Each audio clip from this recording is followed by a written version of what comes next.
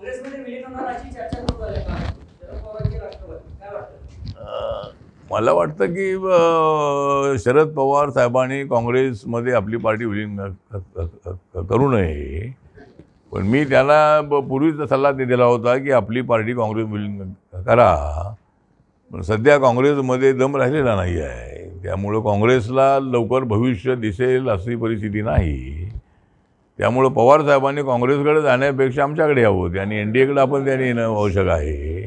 जर अजितदादा पवार इकडे आले होते, अजितदादा असते तर कदाचित पवारसाहेब इथं आले असते किंवा